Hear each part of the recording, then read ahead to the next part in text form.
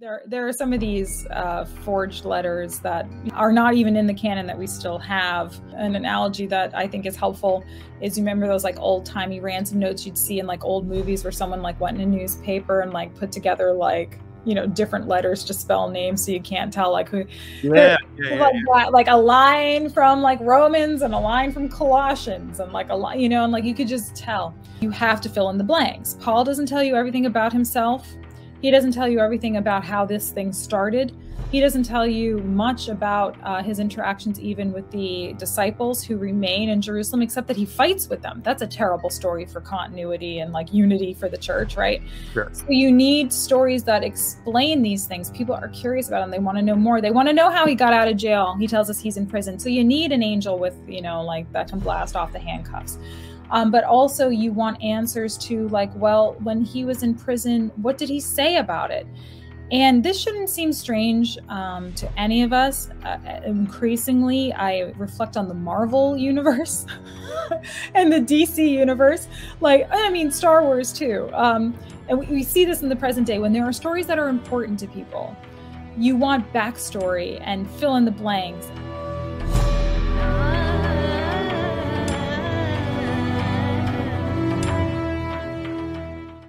Welcome back to the Gnostic Informant, and you are about to attain true gnosis. Today, Dr. Robyn Faith Walsh is with me, and we're promoting a course that I am signing up for 100% because this character of Paul, the Apostle Paul, is an interesting character because he sort of is like this. He's like that guy who brings Christianity to the Greeks.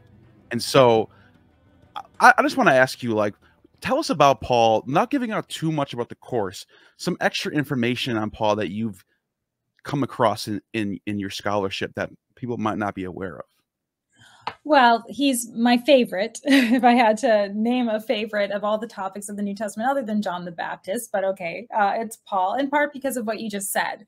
He really is responsible, I think, for the founding of Christianity, certainly, but also the reason Christianity survives among all of these other sort of messianic movements and other kinds of innovations that we see in the first and second centuries.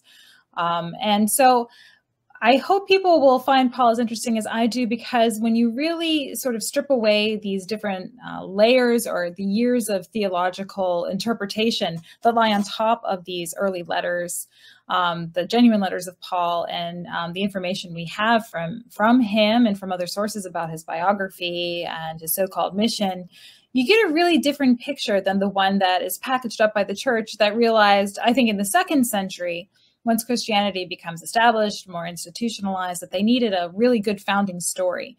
Of course, Paul creates a paradox there because he never actually met the historical Jesus. And so you have really two parallel tracks.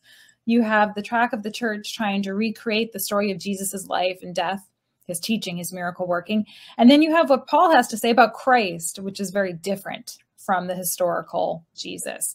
And so we're going to be investigating those two different tracks, trying to uncover the apostle, I think is how we're going to put it, but really try to understand, what does Paul tell us about who he is? What can we extrapolate from that about his background, his sort of unique take on the significance of Jesus as Christ in the course of human events, including, you know, where is Jesus now? When is he coming back? How do we know that he's the true Messiah?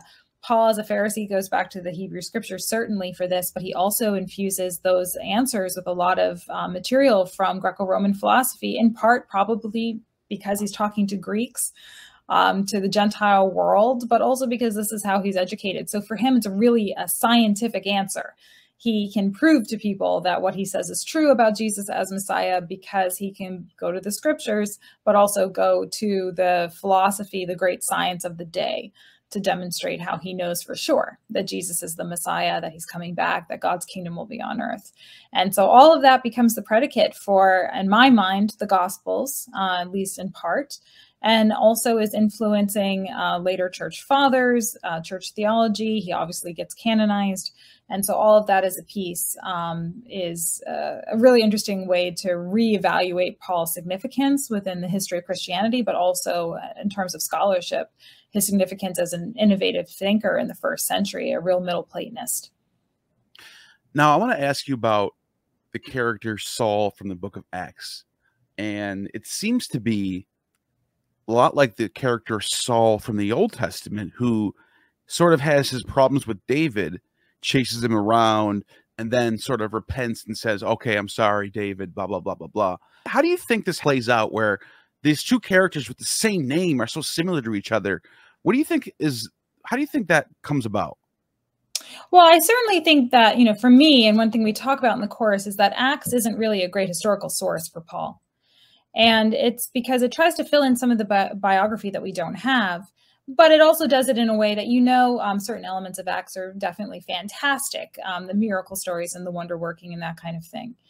And I don't mean that in terms of just healings or stuff like that. I mean, like, angels blowing off handcuffs, that kind of thing. You definitely have some of that amped up. Not to say people didn't believe that happened, or that it didn't happen if you're coming from a faith-based perspective, but just to say, if we assume Luke is the author of Acts, he certainly understands how to make things dramatic. Let's put it that way.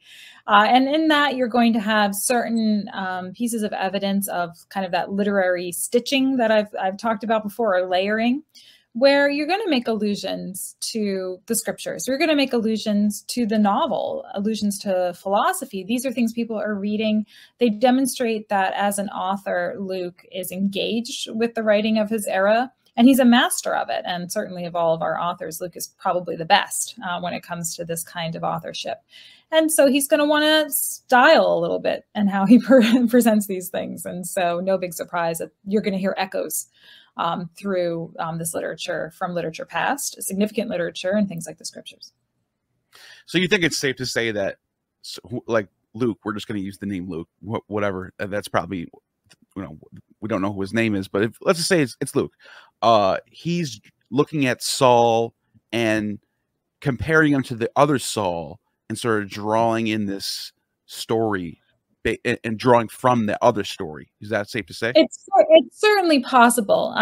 The larger point for me is that when you have a gap in the biography, you're going to fill it with something, right? Right. Or you're going to want to create echoes to establish kinds of literature or ideas or characters, not because it's a truth claim or historical claim the way that we think of it today, but because it's going to through that kind of allusion, indicate to people, how do you characterize this person? How do you imagine them within the course of human events or within the course of the narrative at stake, right? You're going to want to give people that kind of signposting.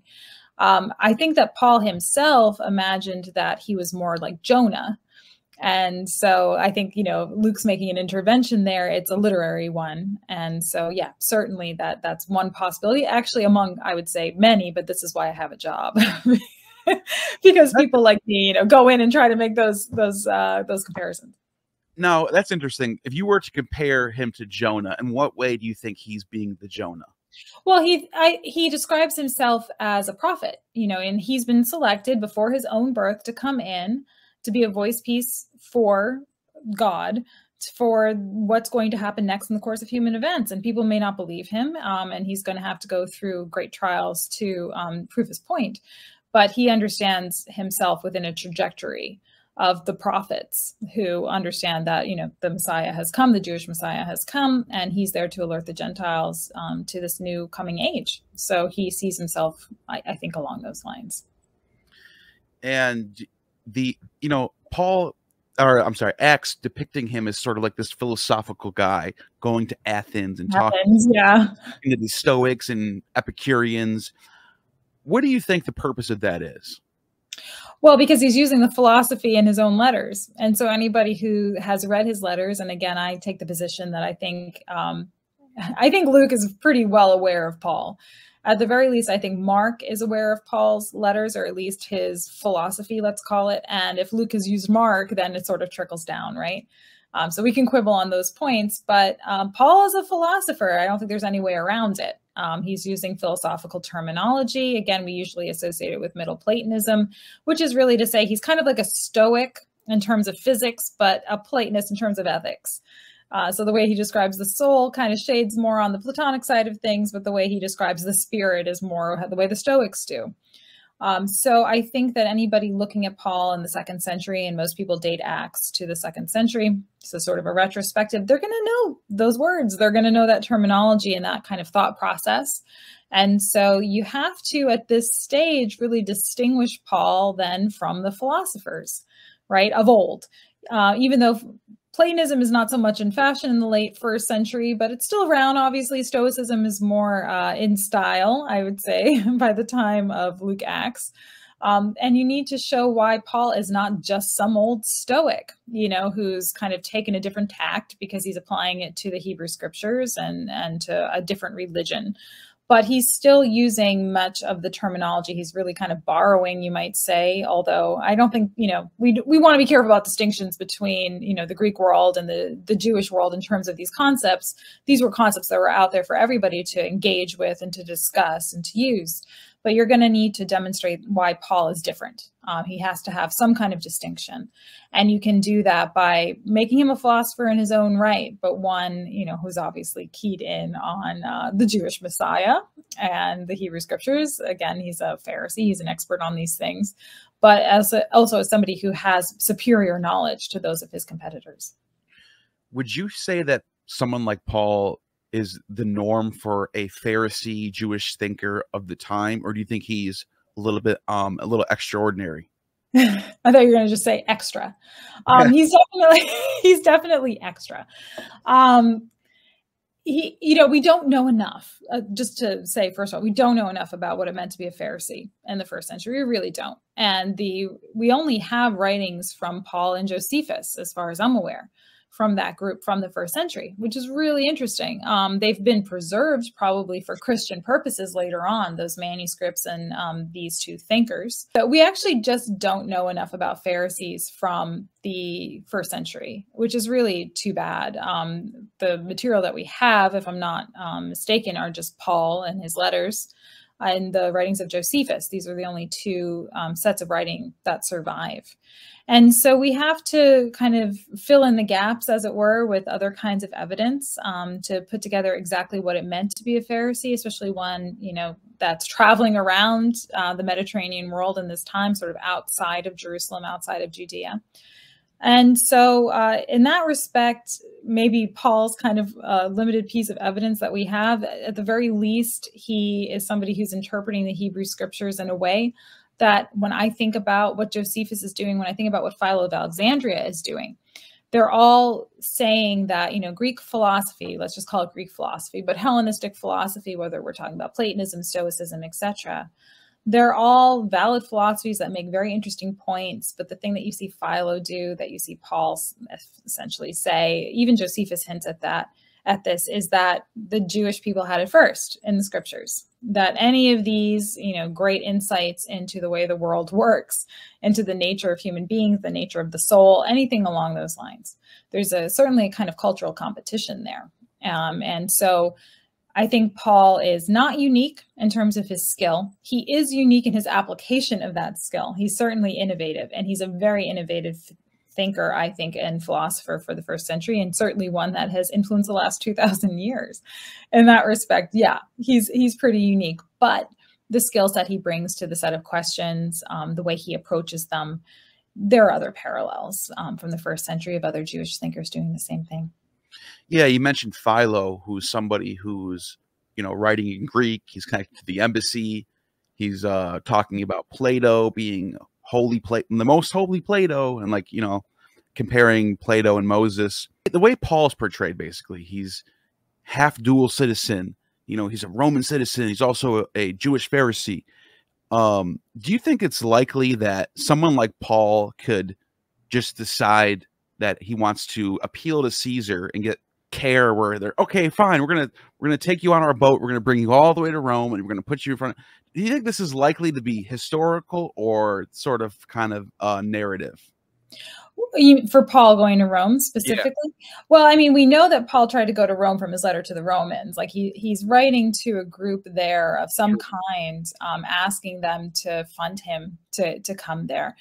I think I made the joke that my students this last semester said, "Oh, so he's an influencer," and I was like, "Yeah, okay, that's pretty. It's pretty close." He's looking for sponsorship or patronage. That's a little bit different than someone like Philo. What they have in common is this interest in trying to demonstrate how Jewish thought is not at all strange when it comes to these major philosophies of the day, Platonism, Stoicism.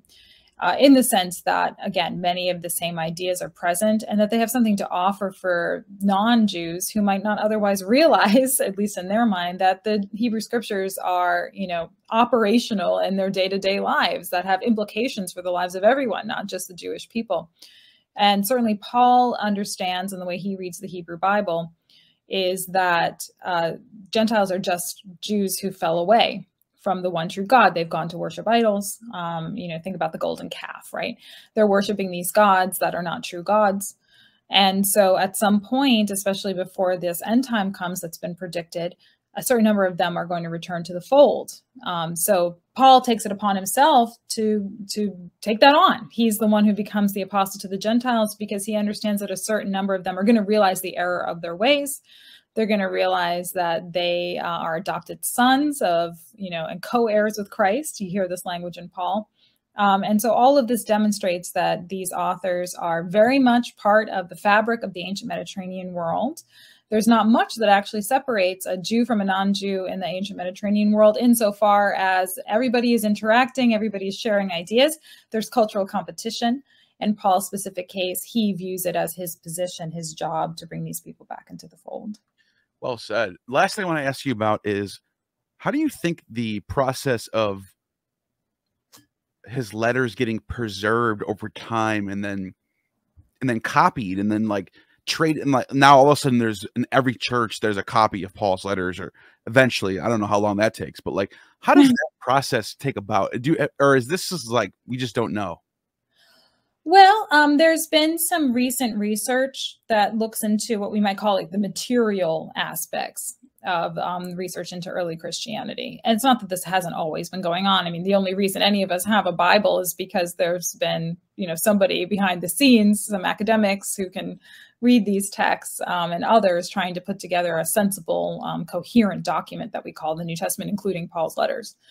That's always been going on. But there's been more research, I would say, in the last 200 years, and even recently, on remains in places like Oxyrhynchus, say, these trash heaps from ancient Egypt that still exist, the arid climate preserving this papyri and that kind of thing. And what we find on occasion are, maybe a piece or two of a letter, like Paul's letter to the Romans, interspersed in a codex with, some of Plato's writings or something like that, right? So I think that, again, he's a philosopher. He is proffering something that's very interesting to people, even if they themselves are not Christian. It's circulating outside of Christian circles as well. It's within Christian circles.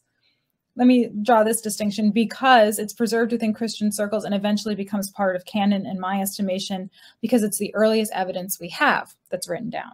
So it's the earliest thing that can circulate outside of, say, what people call oral tradition, right? So Paul's going to get preserved for that reason. He writes down these ideas about how we understand that Christ Jesus is who he is, how Gentiles can be incorporated, the significance in human events, again, all of those things.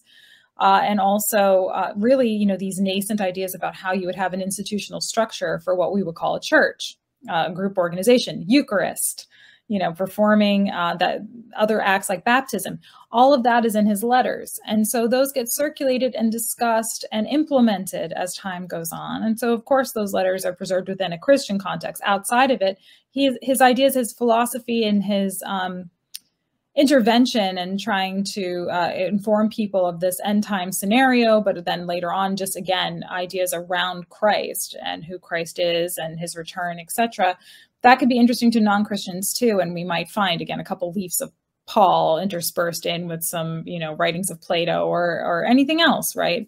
These are food for thought for people who are, in my mind, of a literate class and below too, of course. But what we find preserved in that material record seems to be people just having kind of curiosity about these things, or an intention to preserve them because Paul represents that foundation of the church. He's a foundational figure.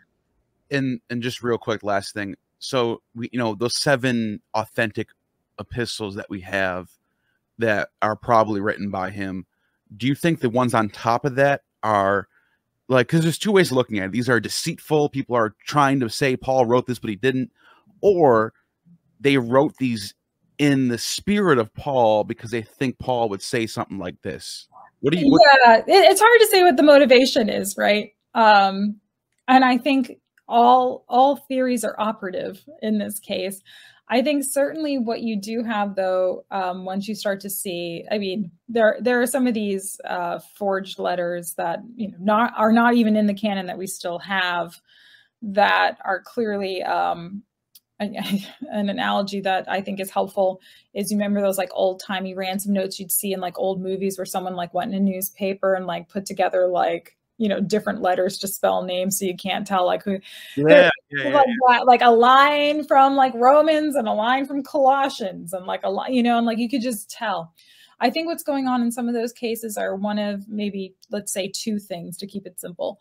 One is a problem has arisen in the church. Can we go back to Paul's genuine writings and figure out how he would have answered this problem? Or can we sort of course correct because something he said was like too revolutionary for the times we're in now because the end time hasn't come? It's one thing to say there are no distinctions between any categories of people when you think the world's about to end, but it's a different story when it's been 100 years and you're trying to, live in a society that is still, compressed by the laws around it. So you have that kind of either course correction or reflection to help inform the present day. And then the other thing I think you have is I could bring this full circle to our conversation about Acts, which is you have to fill in the blanks. Paul doesn't tell you everything about himself. He doesn't tell you everything about how this thing started. He doesn't tell you much about his interactions even with the disciples who remain in Jerusalem, except that he fights with them. That's a terrible story for continuity and like unity for the church, right? Sure. So you need stories that explain these things. People are curious about them. They want to know more. They want to know how he got out of jail. He tells us he's in prison. So you need an angel with, like that can blast off the handcuffs. But also you want answers to like, well, when he was in prison, what did he say about it? And this shouldn't seem strange to any of us. Increasingly, I reflect on the Marvel universe and the DC universe. Star Wars too. And we see this in the present day when there are stories that are important to people. You want backstory and fill in the blanks. And like, what about this? The word we use is lacuna. What about this lacuna? About like, well, what happens to, get the message to Leia or whatever, right? Like you fill in the blanks of these moments when we would call it a fan, and the stakes are higher. You call it a religious, devotion to the question. But you start to see, again, as the church gets institutionalized, you have more structure. Christianity branches off from Judaism definitively, so it's no longer, a Jewish movement exclusively.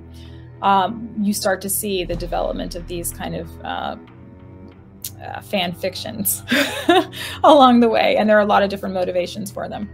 Well said, and there's a lot more on this topic if you sign up for the course in the description, and I'm definitely going to be there. There's so much there's quite a few hours of content, if I'm not mistaken. Yeah.